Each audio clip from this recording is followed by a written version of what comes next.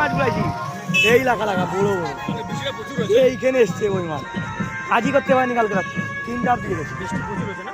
3টা অব্দি গেছে ধান কাল থেকে ঘর যায়নি কালকে তো 23 টা আমাদের আর দিদি ঘরে খাচ্ছি যাচ্ছি এখানে দিদি কোন ঘন্টা? আর দিদি ঘরে নন্দকুমারতে যে মন্দিরটা আছে না চকের হলদিয়া মন্দিরটা পাশ দিকে ঘুরে আলিয়া গেলে পিছনে ওইটা জামা যাবো সেইটা জয়দেবের সামনে যে লম্বা করে যাবে